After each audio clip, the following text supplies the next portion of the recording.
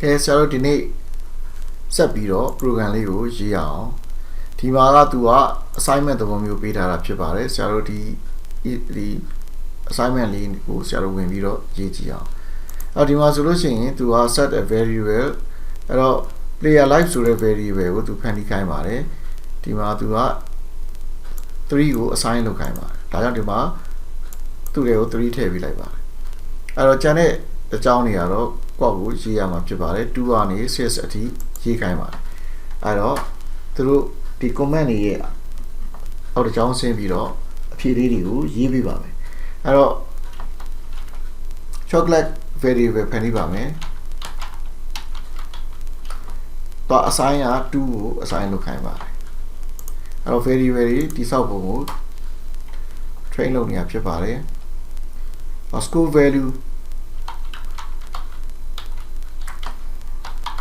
score value variable ဆောက်ခိုင်းပါတယ်တန်ဖိုးက4ထည့်ခိုင်းပါတယ် total score value ရှာခိုင်းပါတယ် total score က score value ကို3နဲ့မြောက်ခိုင်းပါတယ်အမြောက်ကဒီမှာ star ဖြစ်ပါတယ်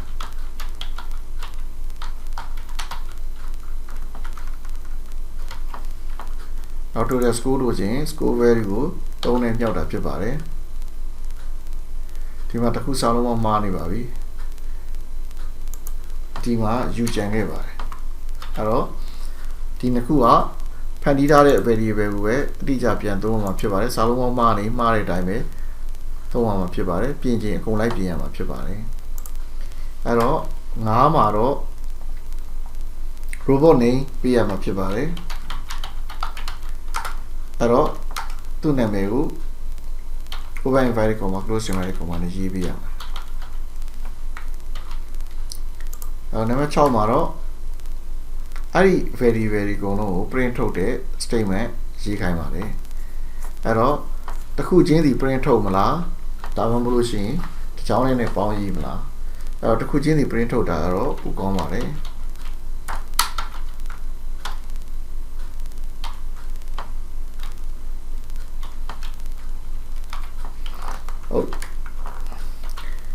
အဲ့တော့ဒီမှာ print ထုတ်တဲ့ချိန်မှာ player life ရဲ့နောက် chocolate ရဲ့ score value ရဲ့ total score ရဲ့ကအားလုံးက integer တွေဖြစ်ပါတယ်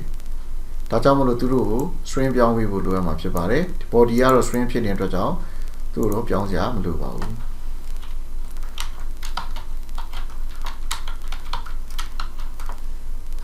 အဲ့တော့ပေါင်းမယ်ဆိုလို့ရှိရင် string နှစ်ခုကိုပေါင်းမယ်ဆိုရင် string ဖြစ်အောင်ပြောင်းရပါမယ် string ထဲမှာထည့်ချင်တာ player life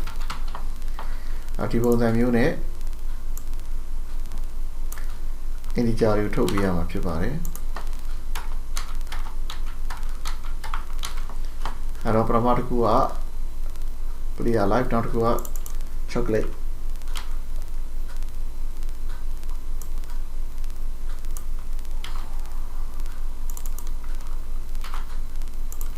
now တတိယတစ်ခုက score value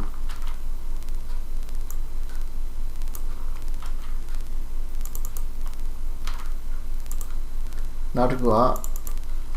total score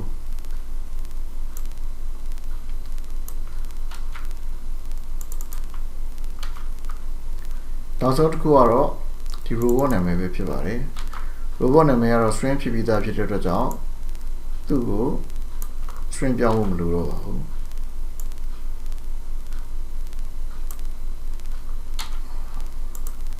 သူ့တန်းပြီးတော့ print ထုတ်ပြီးလို့ရပါတယ်အဲ့တော့အခုနေ run ကြည့်အောင်